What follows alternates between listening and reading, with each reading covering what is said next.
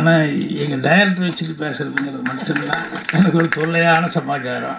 அது என்னன்னா வரமாட்டேங்குது. அப்படி டக்குன்னு இப்படி தம் அடிச்சுக்கிட்டு இப்படி ஏதோ யோசிச்சுக்கிட்டு இருந்தேன். உன்னை நான் எப்போ இருந்து பார்த்தவன் டைரக்டர் ஒன்று டபக்குன்னு சிகரெட் இப்படி வச்சுட்டு சார் சொல்லுங்கள் சார் அப்படின்னேன். பூர்ணிமா சிரிச்சது கேட்க என்ன. ஆனால் என் அசிஸ்டண்ட்டுகளுக்கு அதெல்லாம் கிடையவே கிடையாது. பாண்டியராஜன் பார்த்திபன் இந்த அடுத்தவங்கள பாராட்டுறதுங்கிறது இருக்காது. அவ்வளோ சீக்கிரம் வராது, மனசு வரவே வராது.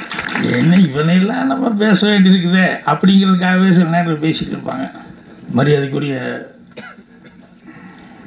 எங்கள் டைரக்டர் அவர்களுக்கும் மற்றும் அவரோட மேடையில் இருக்கக்கூடிய அனைத்து நண்பர்களுக்கும், முன்னால் இருக்கிற பெரியவர்கள், நண்பர்கள், பத்திரிகையாளர்கள் எல்லாத்துக்கும் என்னுடைய பணிவான வணக்கத்தை தெரிவிச்சுக்கிறேன். எனக்கு ஒரு சின்ன வீக்னஸ் உண்டு.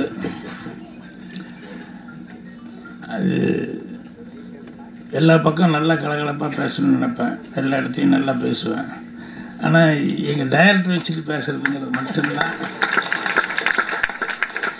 எனக்கு ஒரு தொல்லையான சமாச்சாரம். அது என்னன்னா வரமாட்டேங்குது. அப்படி டக்குன்னு வேறு இடத்துல என்ன உன்னை நான் எப்போ இருந்து பார்த்தவன் அப்படின்னு என்ன அப்படி லுக்கு கொடுத்துட்டே இருப்பாரோ அப்படின்னு சொல்லிட்டு அந்த காம்ப்ளெக்ஸு. அப்புறம் ரெண்டாவது அவர் ஓடிய ஒர்க் பண்ணும்போது அது என்ன எரியாமல் அது எப்படி சொல்கிறதுன்னு தெரியல. அவனை பூர்ணிமா தான் இன்னும் சிரிச்சுக்கிட்டு இருப்பாப்புல எப்போவுமே எங்கள் டைரக்டர் பற்றி பேசும்போது. ஒரு நாள் ஆனந்தமாக பெட்ரூமில் இப்படி தம் அடிச்சுக்கிட்டு இப்படி ஏதோ யோசிச்சுக்கிட்டு இருந்தேன். ஒரு ஃபோன் அடித்தது பூர்ணிமா எடுத்துட்டு என்னங்க உங்கள் டைரக்டர் அப்படின்னா. டைரக்டர் ஒன்று டபக்குன்னு சிகரெட் இப்படி வச்சுட்டு சார் சொல்லுங்கள் சார் அப்படின்னேன். பூர்ணிமா சிரிச்சது கேட்க என்ன. எனக்கு ஒன்றுமே புரியல. நான் பேசிகிட்டு இருக்கேன். அப்புறம் ஃபோனை வச்சுட்டு எதுக்கு சிரிச்சேன்னு. எங்கள் ஃபோனில் தானே பேசினாருங்க, அதுக்கு என்ன சிகரெட் இவ்வளோ அவசரமாக வச்சிங்க அப்படின்றது. அப்போ நான் சொன்னேன் அதுதான் அனிச்சை செயலுங்கிறது. அவர்கிட்ட இன்னும் இருக்கிற மாதிரியே தான் வேலை பார்த்து பக்கத்துலேயே இருக்கிற மாதிரி தான் எனக்கு ஒரு ஃபீலிங் அப்படின்னு. ஸோ அதனால தான் அது எப்போவுமே அவர் இருக்காருன்னா அவர் முன்னால் பேசும்போது கொஞ்சம் இதாக இருக்கும். ஆனால் என் அசிஸ்டண்ட்டுகளுக்கு அதெல்லாம் கிடையவே கிடையாது. பாண்டியராஜன் பார்த்திபன் ஏன்னா நான் இருக்கும்போது இன்னும் நல்லா பேசணுன்னு. ஏன்னா டைரக்டர் பேசுறதை விட ஹியூமராக பேசணும், அவர் சிரிக்கிற அளவுக்கு பேசணும், அவர் கைதட்டுற அளவுக்கு பேசணும்னு சொல்லிட்டு அதுக்கு எவ்வளவு ஒரு ட்ரீட்மெண்ட்லாம் பண்ணுவாங்க தெரியுமா. அவ்வளோ ட்ரீட்மெண்ட் பண்ணிட்டு வருவாங்க. ஆனால் நானும் வந்து உட்காந்து ஆனந்தமாக ரசிச்சுட்டு. ஏன்னா என் கூட இருக்கும்போதே இவங்களை நிறைய விஷயங்களில் பார்த்து ரசிச்சிருக்கிறேன், நிறைய விஷயங்களில். ஆனால் அப்போ எப்படி எங்கள் டைரக்டர் எனக்கு இருக்கிற ஃபீலிங்கோ அதே தான் அவங்களுக்கு. அப்புறம் எங்கிட்டேருந்து வெளியே வந்ததுலேருந்து பார்த்தீங்கன்னு சொன்னோம்னா இப்போது அவ்வளோ ஃபுல் ஜோரில் பேசுவாங்க எல்லா இடத்துலையும். இங்கே சினிமாவுக்கு ஒரு கிளாமரான விஷயந்தான். சினிமாங்கிறதே கிளாமரான விஷயம். அந்த கிளாமரான விஷயத்துக்கு இன்னும் கொஞ்சம் கிளாமராக அவங்க நல்லா பேசுகிறாங்களோ இல்லையோ நல்லா ட்ரெஸ் பண்ணி அழகாக அப்படி கொண்டு வந்து நிற்க வச்சுட்டு முன்னால் ஸ்டார்டிங்கு தொகுத்து வழங்குவார்கள் அப்படின்னு சொல்லி எப்போ அந்த மாதிரி தான் இருப்பாங்க. அதுக்கு பதிலாக அதே அளவுக்கு கிளாமரோட கரெக்டாக நல்லா கலர்ஃபுல்லாக இருக்கக்கூடிய மணிகண்டன், அது ரொம்ப சிறப்பாக வேறு நிறைய செய்திகள் நமக்கு கொடுத்துக்கிட்டே இருக்கார். அவரை வச்சு அது அன்றைக்கி வந்தப்பவே மயில்சாமி என்கிட்ட சொன்னாப்புல. சொன்னோன்னுமே நினச்சேன், அப்போவே சொன்னேன் இல்லையா, நல்ல விஷயம், டெஃபினட்டாக வந்து வித்தியாசமாக இருக்கும், வழக்கம் போல் இல்லாமல் கொஞ்சம் ஆரம்பத்துலேருந்தே ரொம்ப நல்லா இருக்கும் அப்படின்னு சொன்னேன். அதே மாதிரி ஆரம்பத்துலேருந்தே ரொம்ப அழகாக தொகுத்து வழங்கிட்டு இருக்காரு. ஸோ முதல்ல படத்தினுடைய தயாரிப்பாளர்கள், அப்புறம் எங்களெல்லாம் சாமி மாதிரி நினச்சிட்டு இருக்காரு டைரக்டர் பழனி, ரொம்ப நல்லா பேசினார். அவருக்கும் அதுதான் அவர் பேசினார்னு சொல்கிறத விட இருக்கிறது அப்படியே வந்துக்கிட்டே இருந்தது, அதுதான் முக்கியம். நான் பேசினா ஜோடித்து பேசும்போது தெரிஞ்சிடும். இருக்கிறத பேசுகிறதுக்கு வந்து அது பாட்டில் அப்படியே வந்துக்கிட்டே இருக்கும். இப்போ பாண்டியராஜன்லாம் போய் மாட்டிட்டு முடிச்சது வந்து என்ன, ஏன்னா மாட்டிட்டு உண்மையிலேயே முடிச்சாப்புல. அதனால் அதை கரெக்டாக ஃப்ளோவாக சொல்லி எப்படி பட்டு சட்டையிலேருந்து எப்படியெல்லாம் வந்து கூப்பிட்டு போனாங்க அப்படின்னு சொல்ல முடியும். அந்த மாதிரி பழனி அவர்கள் வந்து ஒவ்வொருத்தருகிட்டையும் என்னென்னலாம் அவர் எப்படியெல்லாம் இருந்திருக்காரோ என்னென்ன அனுபவங்களோ அதெல்லாம் வந்து ரொம்ப சிறப்பாக சொன்னார். ஸோ அவருக்கும் அவருடைய கீழே வேலை பார்த்து அவருடைய டீமு இந்த ஹீரோயின் எல்லாம் புதுசாக ஒர்க் பண்ணியிருக்காங்க. மியூசிக் டைரக்டர், டெக்னீஷியன் எல்லாத்துக்குமே என்னுடைய வணக்கத்தையும் அட்வான்ஸ் வாழ்த்துக்களையும் தெரிவிச்சுக்கிறேன்.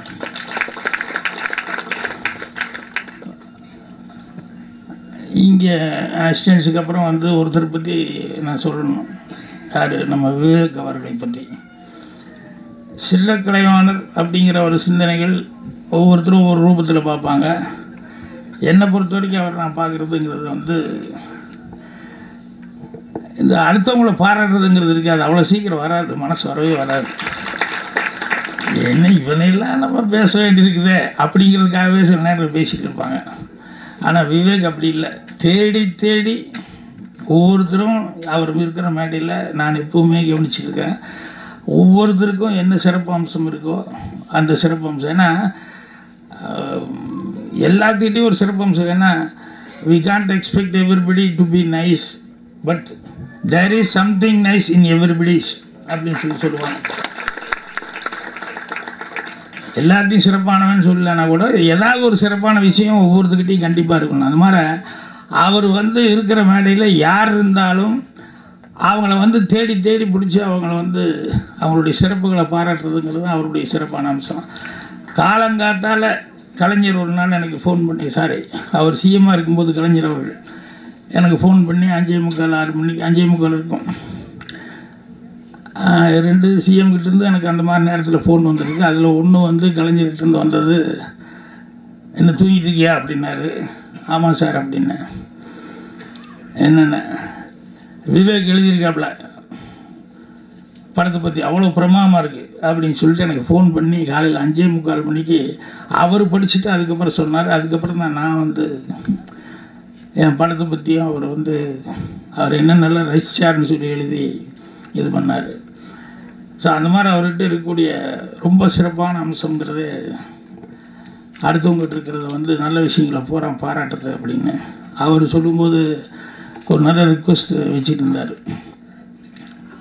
அதே வந்து கொஞ்சம் ஒரு 6 மாதத்துக்கு முன்னாலேயே ஒரு 1 இயர் முன்னாலே கூட நான் வந்து பேசும்போது சொன்னேன், எல்லா காம்ப்ளெக்ஸ் தேட்டர்லேயும் கண்டிப்பாக ஒரு சின்ன படம் ரிலீஸ் இருந்தே தீரணும். எல்லாத்துலேயும் பெரிய நடிகர் படம் மட்டும் இல்லை, ஒரு சின்ன படங்கிறது வந்து ஒவ்வொரு தேட்டர்லேயும் ஓடணும் அப்படிங்கிற ஒரு ரூல்ஸ் எடுத்து வந்தாலுடைய. ஏன்னா நீ 3 நாள் கழித்து 4 நாள் கழித்து அப்படிங்கிறதுக்கு வந்து அந்த தேட்டரில் கூட்டம் வர்ற தேட்டரில் படம் ஓடினா தானே 3 நாள் 4 நாள் எல்லாம். நீ அந்த தேட்டருக்கே படம் இல்லைன்னு என்ன பிரயோஜனம்?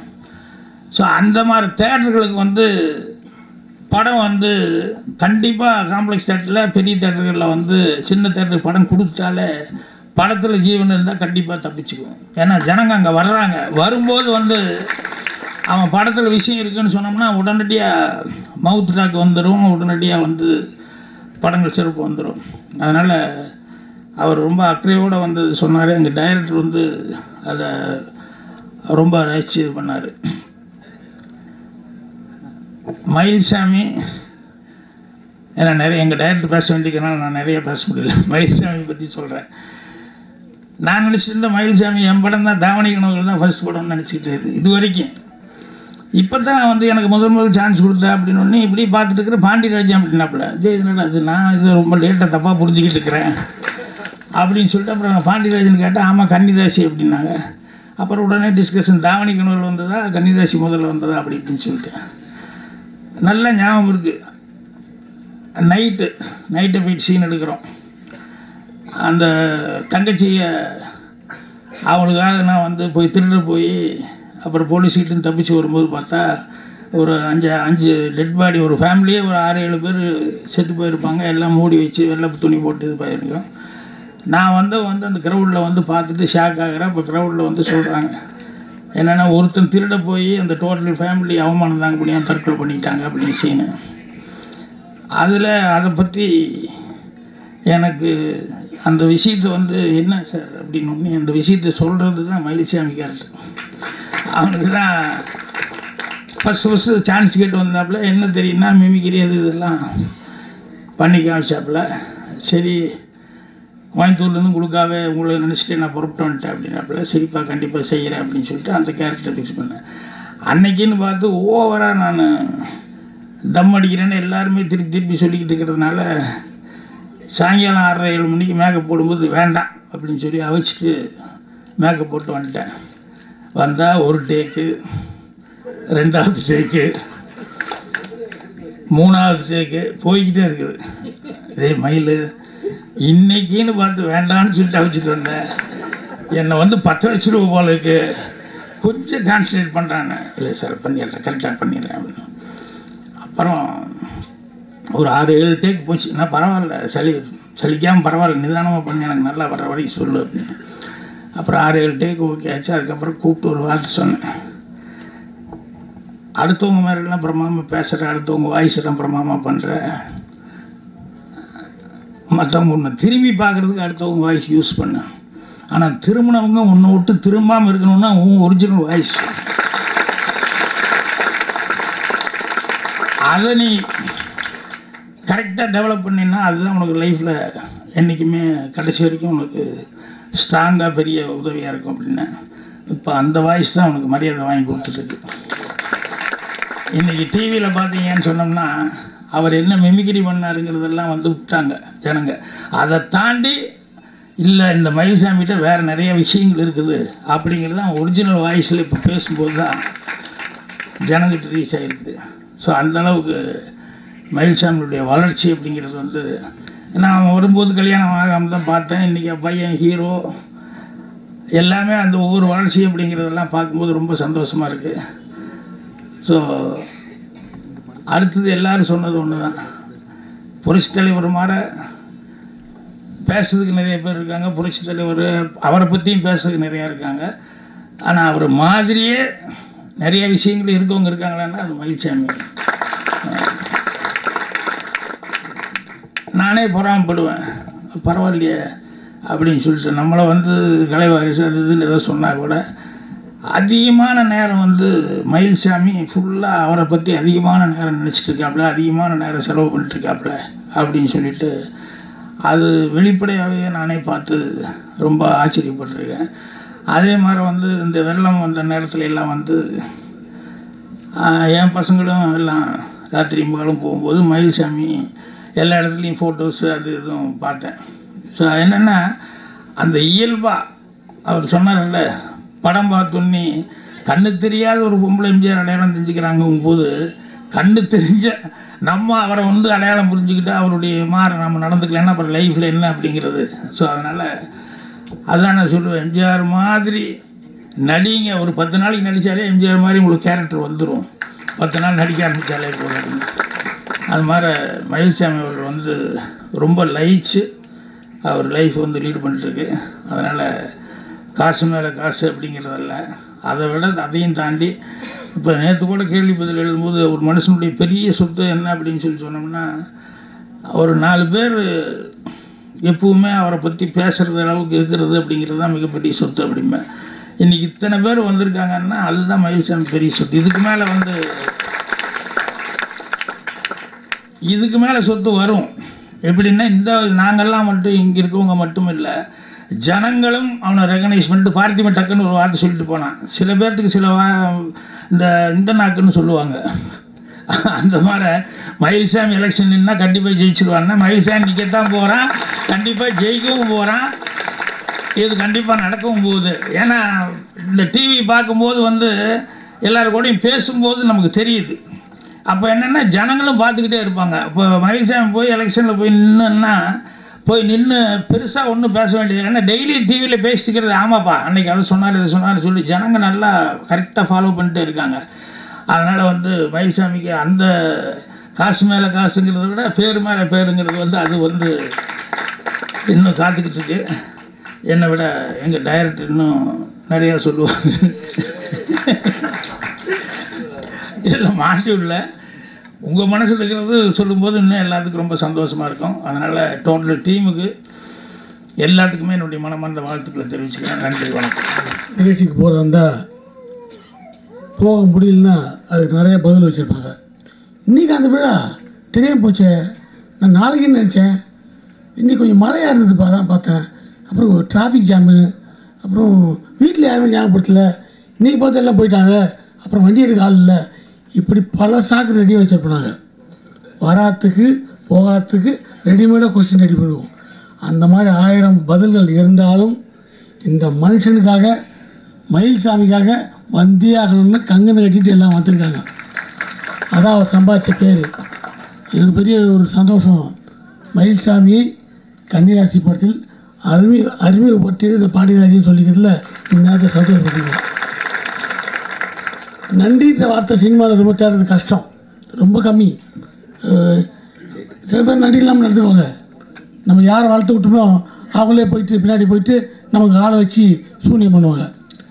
நான் அது மாதிரிலாம் பிரச்சனை வரும்போது சொல்லுவேன், ஏப்பா நம்மக்கிட்ட அவன் இருந்தப்போ என்றைக்காக சொன்னான்னா, பெரிய ஆளான பிறகு நான் வளர்ந்த பிறகு உங்களை மறக்கவே மாட்டேன் சார், உங்களுக்கு நன்றியோடு இருப்பேன் அப்படின்னு நான் சொன்னானா? இல்லவே இல்லை. அப்புறம் நம்ம நன்றியோடு எதிர்பார்த்தா என்ன அர்த்தம் அப்படின்னு நானே தேர்த்திக்குவேன். நன்றியை ஈஸியாக மறக்கிற அந்த உலகத்தில் என்றைக்கு வரைக்கும் அந்த நன்றி மறக்காத மயில்சாமி அவர் சொன்ன மாதிரி அரசியலுக்கான தயாராகிட்டு வர்றாரு. நான் இப்போ பார்க்கும்போது தான் கேட்குறேன், இப்போ எந்த கட்சி எதுக்கு போயிட்ட அப்படின்னு சொல்கிறேன். எனக்கு பில்டப் பண்ணுறப்பில்ல ஒரு சினிமா வந்து இன்றைக்கி எனக்கே ஒரு புல்லரிக்குது. இந்த மேடையில் சார் கூட உட்காந்துருக்குது, எங்கள் டேரக்டர் கூட உட்காந்துருக்குலாம் கிள்ளி பார்த்துக்கிறேன். ஏன்னா இதே பிரசாத் ஸ்டுடியோவில் நம்ம உள்ள நுழையும்போது எப்படி இருந்தான்ட்டு கன்னிராசி பூஜை, பிரபு சார், இளையராஜா சார் எல்லாம் நிற்கிறோம் லைனாக. அன்றைக்கி பூஜைக்கு ஐயர் வந்தார். அவர் மதர் சொல்லிட்டு எல்லாத்தையும் பூ கொடுக்குறாரு. பூ கொடுத்துருந்து நான் கை நீட்டேன், என்னை தள்ளி விட்டார், போயிட்டார். அப்புறம் இன்னொரு அச்சரம் பண்ணுவேன், தீர்த்தனை கொடு, நான் கை நீட்டேன், தள்ளிட்டார். இதே தேவையில்லாமல் ஒரு தனாசியம் வந்திருக்காங்க. அப்புறம் இளையராஜா சார் கூப்பிட்டாரு, அவர் தாங்க டைரக்டர்னார். அதுக்கப்புறம் ஐயர் என்கிட்டே மதர் சொன்னார், என்னை விட்டு எங்கேயே போகல. அவர் டைரக்டர் ஆகணும்னா அதுக்கு ஒரு உயரம் அந்தஸ்து அப்படிலாம் இருக்கணும். நம்ம உயரத்துக்கு பாருங்கள், நம்மளையும் சகிச்சுக்கிட்டு நீங்களும் டைரக்டராக ஏற்றுக்கிட்டீங்க, டூயட்லாம் பாட விட்டீங்க. இப்போலாம் ஒரு நன்றி சொல்கிற ஒரு நேரம். அந்த காசு மேலே காசு டைட்டில் பார்க்கும்போது சந்தோஷமாக இருக்குது. பணத்தை மேலே பணம் வரணும். அதுக்கு ஒரு பொம்மை போட்டிருக்காங்க. அந்த பொம்மை பார்த்தா எல்லார் வீட்லேயும் பணம் காசு இருக்கு, கடன் வாங்கிட்டு அது பொம்மை வாங்கி வச்சுறாங்க. இதுவாவது வட்டம் அப்படின்ட்டு எனக்கு இந்த மாதிரி நம்பிக்கைலாம் பார்த்தா அப்படியா இப்படி பண்ண ஜெயிக்குமோ வருமோன்ட்டு நான் சிங்கப்பூர் போனப்போ பொதுவாக நான் நகை போகிறதில்ல. நகைன்னா போட்டுருந்தா இருக்கும், கொஞ்சம் அது காணணும்னு வச்சுங்க எங்கேன்னு கேட்பாங்க. அடமானம் போட்டுன்னு சொல்ல முடியாது, அதுக்காக நம்ம போகிறதே கிடையாது, அப்படியே பழகிடுச்சு. இப்போ சிங்கப்பூர் ஒரு தான் போனப்போ அங்கே ஒரு மோதிரம் விற்கிறாங்க, தவளை வாயில் ஒரு காசு கவி இருக்குது. அது அங்கே சொன்னாங்க, இது ராசியான மோதிரங்க, இதை எப்படி போடணுன்னா வீட்டை விட்டு வெளியே போகும்போது சம்பாதிக்க போகும்போது இப்படி போடணும். அந்த தவளை வெளியே பார்த்தாம இருக்கும், போயிட்டு வர ஒன்று வந்து அந்த மோதிரத்தை திருப்பி போடணும், அப்போ தான் காசு உள்ளே இருக்கும் அப்படின்னாங்க. நல்லா இருக்குது சொல்கிறதுக்கு அப்படின்ட்டு என் பொண்டாடி ஒரு அரசவரில் வாங்கிக்க மாட்டேன் அப்படியே காசு வரட்டோன்னு முதல் வாரமே அதை அடமானம் போட்டேன். அப்போ தான் தெரியும் நம்ம ராசி பிளான்லாம் அது வேறு மாதிரியே ஒர்க் அவுட் ஆகுது. அதனால் இங்கே சினிமா வந்து எவ்வளோ டேஞ்சர்னு இன்றைக்கும் நான் அனுபவிச்சுட்ருக்கேன். வந்ததுலேருந்து அனுபவிக்கிறேன். ஒரு உதாரணத்துக்கு சொல்கிறேன். இப்போ சங்கடமான ஒரு இடத்துல எனக்கு தெரிஞ்ச நண்பர் ஒருத்தர், தம்பி படம் பண்ணணும், எனக்கு தெரிஞ்ச ஒருத்தர் நீங்கள் படம் பண்ணுறீங்களா? அதுதானே வேலை, அதுதான் தொழில் பண்ணுறேன்னு வந்தால் எனக்கு ஒரு கட்டிங் கொடுத்துருவோம், பணம் வருதில்ல கொடுத்துருவோம் அப்படின்ட்டேன். சரி என்றைக்கு டேட்டு? அப்போ ஒரு வாரம் பொறுத்து அவர் சொன்னார், அந்த ப்ரொடியூசர் ஊர்லேருந்து வரமாட்டாங்க, நாம் போய் பார்த்துடலாமான்னு. போகலாமே, எதுக்கு ரெடி இல்லாமல் என்னைக்கு டேட் பார்த்து சொல்கிறேன். டேட்லாம் பார்த்தா நல்ல நாள் பார்த்து ஒரு நாள் நீங்கள் ரெடினார். நான் காருக்கு பெட்ரோல்லாம் போட்டு என் டிரைவரை கூப்பிட்டுட்டு நான் போகலாம். அவர் கூட ஏற்றிட்டேன். போகும்போது அவர் படப்படப்பாக இருக்கார். என்னென்னா ஃபோனில் ஏற்றார், தம்பி என் நம்பி வரப்பில் அட்வான்ஸ் பெருசாக கிடைக்கும், அப்படி அசத்திடணும் அப்படின்னு. அவர் ஓகேன்ற அப்புறம் கேட்டு போனார். இங்கேருந்து போனால் ஒரு தியேட்டர்கிட்ட போய் நிப்பாட்டாங்க. அந்த தியேட்டர் வரத்துலேருந்து ஒரு ஆள் வர்றாரு, ஜிப்பா பைஜாமா போட்டு வந்து அவர் ஏதாவது அவர்கிட்ட பேசினார். எனக்கு என்னமோ பேசுகிறாங்க விட்டுருந்தேன். திடீர்னு தம்பி இப்படி ஆகிடுச்சுன்னாரு. என்ன அவன் ஒரு கட்டி கேட்குறான் அண்ணா, கொடுத்துருவோம், அதில் தப்பு, அவங்க கஷ்டம் கொடுத்துருவோன்ட்டு ரைட்டு ஓகே அப்போ ஒரு ஓகே ஆமாம் என்னை காரில் விட்டு போகிறாங்க ஒரு கிராமத்துக்குள்ளே எதுவும் இப்போ நடந்தது சொல்ல வரேன். போய் அது ஊருக்குள்ளே போகிறதுக்கு முன்னாடி ஒரு மாட்டு வண்டி குறுக்கடிக்குது, வழி மறைச்சிருக்காங்க. என்ன பார்த்துன்னு ஒரு அங்கேருந்து இப்படி இல்லை இப்படி வாங்க சுற்றி ஏன்னா வழியை மறைச்சாங்கன்னா நம்ம ஊருக்குள்ளே போனால் வழியை மறைக்கிறாங்கன்ட்டு திரும்பி போனால் அதுக்கப்புறம் வேறு ரூட்டில் கொண்டு போயிட்டு ஒரு ஆஃபீஸில் கொண்டு போய் உட்கார வச்சாங்க. நான் என்ன பார்த்தா இவங்க எந்த வீட்டுக்கு கூட்டு போனாங்களோ அந்த வீட்டில் ஒரு சேமினார் போட்டிருக்கு. இவங்கெல்லாம் சைலண்ட்டாக இருக்காங்க. ஆனால் பட்டு வேஷ்டி பட்டு சட்டை கட்டுருக்காங்க, எல்லாம் போட்டிருக்காங்க, நல்லா பட்டை கட்டலாம் வச்சுருக்காங்க. என்ன நடக்குதுன்னு தெரியல எனக்கு. திடீர்னு என்னப்பா அப்படி ஆகிப்போச்சு என்னென்ன ஒருத்தவங்க சொல்கிறாரு, அந்த படம் தயாரிப்பாளருடைய அண்ணன் நைட்டு இறந்துட்டார், அதனால் அது எப்படி சொல்கிறதுன்னு தெரியல, அதனால கூட்டம். ஐயோ இதை முதல்ல சொல்லியிருந்தேன், மெட்ராஸ்லேயே விட்டுருப்பேன், ஏன் என்னை கூப்பிட்டு வந்தீங்க? அது மட்டும் இல்லை, நீங்கள் இப்படி ஒரு சம்பவம் ஒரு சோகம் நடத்தும் போது எனக்கு கூப்பிடலாமா, வருத்தமாக இருக்குது நான் அப்படியே யோசிக்கிறேன். அவங்க டக்குன்னு மனசில் அதெல்லாம் வச்சுக்கோங்க, இங்கே ஹோட்டல் ரூம் போட்டிருக்கு, நம்ம அங்கே போகிறோம். எதுக்கே ஹோட்டல்லாம் ஆள் செத்து போயிட்டான்றீங்க, என்ன வாங்கன்னு என்னை கூப்பிட்டு போனால் அந்த ஹோட்டலில் ஒரு 150 பேர் இருக்கிறாங்க. பார்த்தா ஒரு 4 சில்லர் கிடப்பு எல்லாம் நின்று போட்டோம். சின்ன பசங்கள்லாம் பார்த்தா முகத்தெல்லாம் சோகம் காட்டக்கூடாதா, அழகாக கூடாது, சரிங்க சார் பார்க்குறாருல சரி எல்லாம் சரி எல்லாம் பசங்களை சீக்கிறாங்க. போட்டோ எடுத்துக்கிறாங்க. என்ன எடுத்த உடனே இவர் டென்ஷன் கூட போனது, அந்த பணம் ஒன்று இல்லை அட்வான்ஸ் தம்பிக்கு இல்லை அது கொடுத்துருவோம் நாங்கள், ஏதோ நடக்குதுன்னு சொல்லிட்டு அங்கே பிரியாணிலாம் பேக் பண்ணுறாங்க. எல்லாம் பேக் பண்ணிட்டு என்ன நடக்குது ஒன்றும் இல்லை. அதுக்கப்புறம் டக்குன்னு தம்பி ஊருக்கு போங்க, உடனே ஆள் பின்னாடி பணம் எடுத்து வராங்க.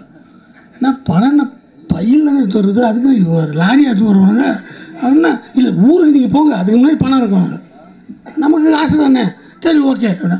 என்னை விட அவர் ஆசை கட்டிங் வருதில்ல அவருக்கு, அவர் போய்ட்டு ஓகே அப்படின்ட்டு அவர் வண்டியை ஏற்றோம். அவருக்கு என்னப்பா தம்பி ஊர்லேருந்து கூப்பிட்டு வந்தோம் எனக்காக, அவர் எனக்கு ஆரம்ப கால சினிமா தாடும் போதெல்லாம் வாய்ப்பு இருக்குது சுத்தனூர், அவர் இப்படி ஆகிப்போச்சப்பா ஒன்றும் வருத்தம் இல்லையா, அதெல்லாம் வருத்தம் இல்லை வாங்கண்ணே அந்த பிரியாணி எடுத்துகிட்டு வயக்காட்டில் ஒரு இடத்துக்கு போயிட்டு இங்கே சாப்பிட்லாம் அப்படின்னு சாப்பிட்டோம்.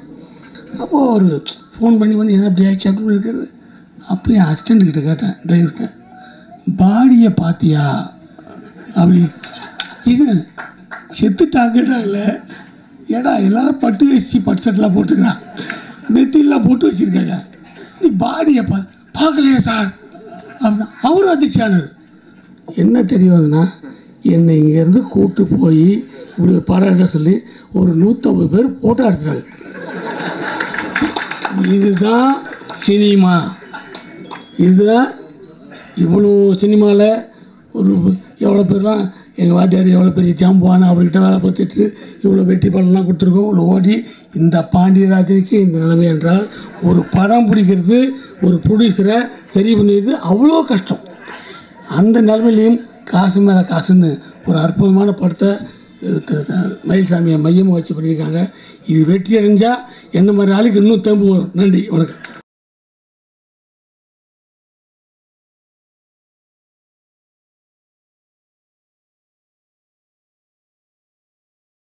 ட்ரிங்கை பத்தி பேசுவோம். நல்லவன் குடிச்சா குழந்தை ஆயிடுவான், கெட்டவன் குடிச்சா குலகார ஆயிடுவான். இவ்வளவுதான் வித்தியாசம். என்னை எப்படி தாய்ப்பால் குடிச்சு என்னை தாய் தூங்க வைத்தாலோ அது மாதிரி இன்றிரவு என்னை மதிதான் தூங்க வைக்கிறது.